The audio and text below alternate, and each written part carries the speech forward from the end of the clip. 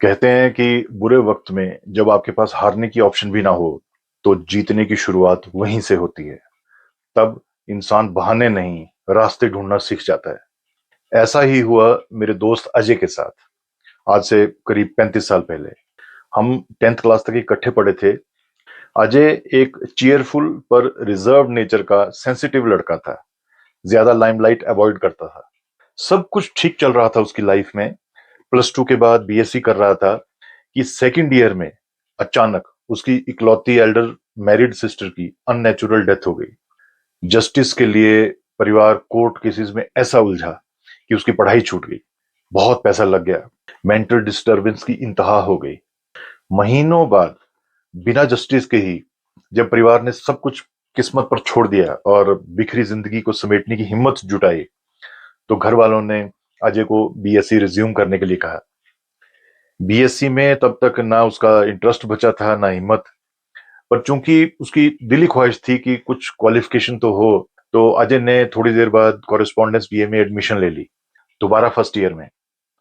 वो भी अभी शुरू ही हुई थी कि घर में बड़ी चोरी हो गई। जब परिवार आउट ऑफ स्टेशन था, बचा खुचा पैसा जेवर भी चले गए। लिटरल फाइनेंशियल क्राइसिस आ गया। अब पढ़ाई से ज्यादा जरूरी था पैसा कमाना, जो भी मिले, ताकि घर चलता रहे।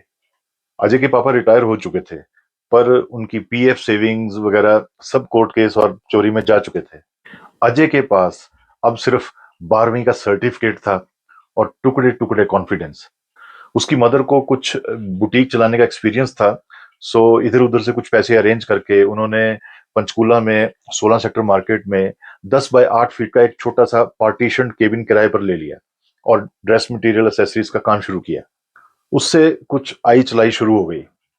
अजय, जो कभी बीएससी एमएससी करना चाहता था, अब मदर की हेल्प में जुट गया।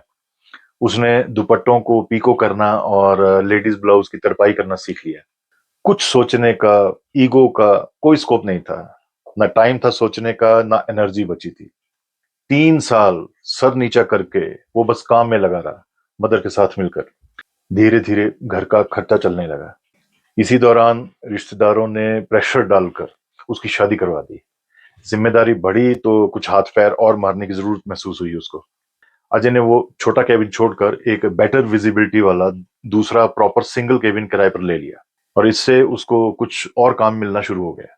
फिर उसने कुछ समय बाद उसके साथ का केबिन भी किराए पर ले लिया। एक दो कर्मचारी भी रख लिया। घर की सिचुएशन धीरे धीरे ठीक होने लग गई। फिर एक दिन उसको पता चला कि मार्केट में एक बूथ खाली होने वाला था। किराया दोनों केबिन्स के कंबाइंड किराए से भी थोड़ा ज्यादा था, पर विजिबिलिटी प्राइम थी। मौका मिलते ही उसने वो ले लिया और केबिन छोड़ दिए।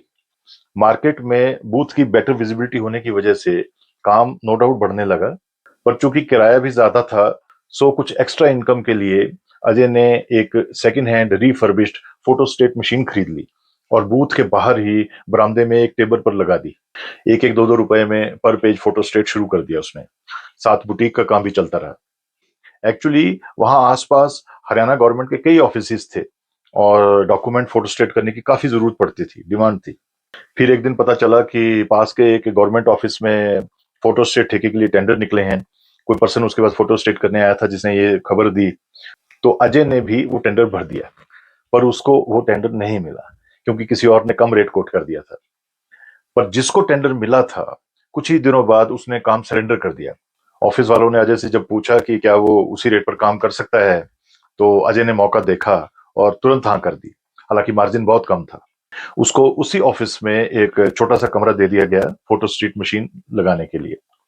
इसी दौरान जब उसने देखा कि बूथ में फोटोस्टेट करवाने वाले प्रिंटिंग के बारे में भी पूछ रहे हैं, तो उसने बूथ के साथ दो और बूथ किराए पर ले लिए जैसे ही उसको मौका मिला, और वहां डिजिटल प्रिंटिंग मशीनें लगा दी।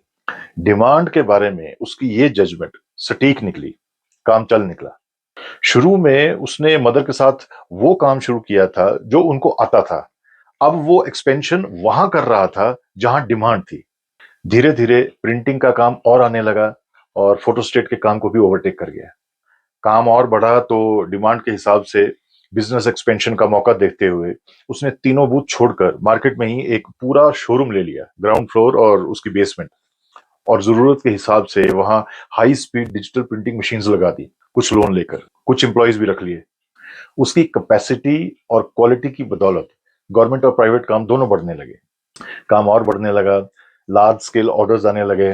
पर जब जगह की कमी महसूस हुई तो कुछ साल बाद उसने वो छोटा शोरूम और बेसमेंट भी छोड़ दिए और दो बड़े शोरूम्स ले लिए किराए पर। ऐसा नहीं कि बिजनेस हमेशा एक ही दिशा में चढ़ा, बीच बीच में क्राइसिस भी आए, विश्वासघात भी हुए, फाइनेंशियल सेटबैक्स भी लगे। पर लाइफ की जिस मेंटल हेल्थ से अजय गुजरा था, उस सब के सामने बाद के ये सभी क्राइसिस उसको छोटे लगे। वो हर क्राइसिस को बहादुरी और स्पिरिचुअलिटी से मैनेज करता गया। अपने स्पिरिचुअल गुरुजी जिनको वो मानता है, जिनकी वजह से अपनी इस पूरी जर्नी में वो ना टूटा ना बिखरा बल्कि निखरता गया, उनकी दी इंटरनल स्पिरिचुअल मेंटल स्ट्रेंथ से वो हर चैलेंज से उभरता गया। आज वो एक वेल एस्टेब्लिश बिजनेसमैन है, पर साथ ही आज वो एक खुद चलता फिरता आध्यात्मिक कर्मयोगी है। उसके दोनों बच्चे पढ़ाई पूरी करके उसके साथ बिजनेस में हैं। रिसेंटली अजय ने पंचकूला के अलावा मोहाली में भी अपना दूसरा यूनिट खोला है।